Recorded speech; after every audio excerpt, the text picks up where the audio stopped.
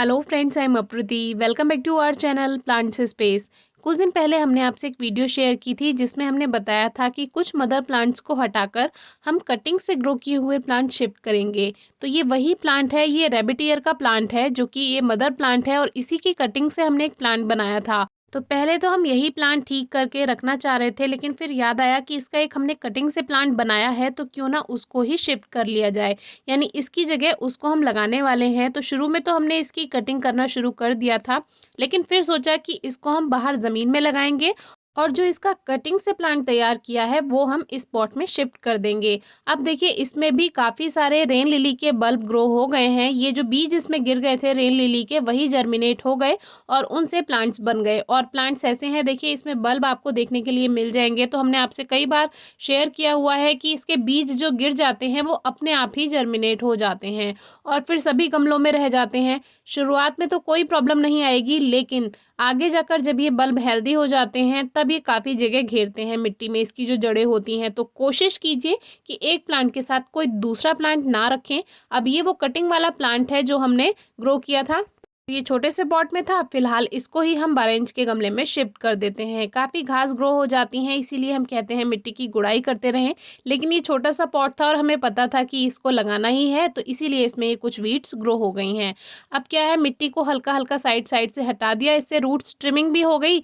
और अगर root streaming ना भी करें तो भी चलेगा, क्योंकि छोटा सा ही तो प्लांट है। अब देखिए, इसमें भी बीच में एक बल्ब पहुँच ही गया। ज़्यादातर गमलों में यही होता है, या तो ऑक्जेलिस के और या फिर रेन लिली के बल्ब पहुंच ही जाते हैं। तो इसको काफ़ी ढूंढ कर निकालना पड़ा, क्योंकि ये मेन रूट्स के पास था और फंसा हुआ था रूट्स में। तो अब हमारा प्लांट बिल्कुल ठीक है, अब हम इसको पॉट में शिफ्ट कर देंगे।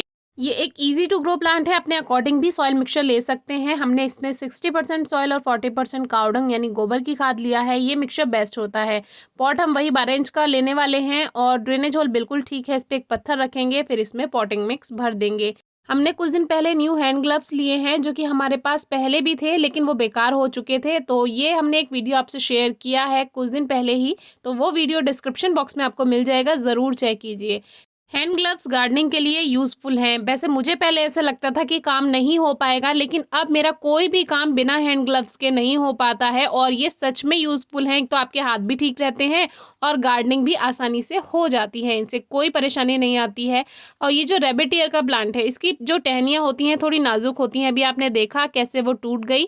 तो इसमें जो टहनियाँ होती हैं, इसकी ब्रांचेज रहती हैं, वो बहुत जल्दी टूट जाती हैं। इसीलिए इसके साथ थोड़ा ध्यान से काम कीजिए। वैसे easy to grow easy to care plant है, बस इसमें यही कमी है कि टहनियाँ बहुत जल्दी टूट जाती हैं। लेकिन जो टहनी टूट जाए उसको अगर आप ग्रो करेंगे तो वो ग्रो भी हो जाती है।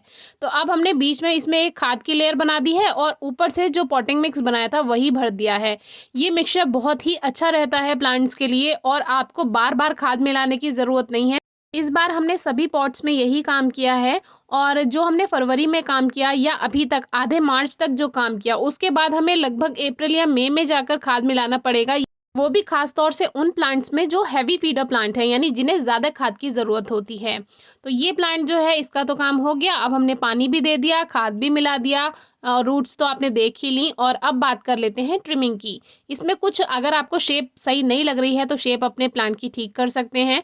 अभी इसमें देखिए न्यू ग्रोथ स्टार्ट हो चुकी है, क्योंकि स्प्रिंग सीजन के बाद से आपको मोस्टली प्लांट्स में ग्रोथ दिखाई दे जाएगी। लेकिन फिर भी अगर आप सेट करना चाहते हैं अपने प्लांट्स की कटिंग, सेटिंग कर सकते हैं।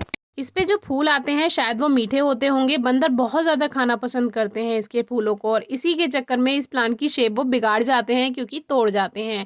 लेकिन ये प्लांट बहुत सारे फूल देता है, ढेर सारे ऑरेंज कलर के फ्लावर्स आते हैं इसमें। और इसकी फ्लावरिंग पर, और जब हमने सबसे पहले ये प्लांट लिया था, वो सारी वीडियोज़ आपको डिस्क्रिप्शन बॉक्स में मिल जाएंगी, ज़रूर चेक कीजिए। मुझे पर्सनली ये प्लांट बहुत पसंद है, क्योंकि ईजी टू केयर है, फ्लावरिंग भी देता है, और दूसरी सबसे अच्छी बात यह है कि ईजी टू ग्रो भी है। आप छोटी सी कटिंग तोड़कर अगर लगा देते हैं, बहुत कम दिनों में आपको रिजल्ट मिल जाता है। और रिजल्ट के साथ भी हमने वीडियो शेयर की हुई है, आप चेक कर सकते हैं। फिर भी कोई क्वेरी है तो ज़रूर पूछिएगा। Thank you.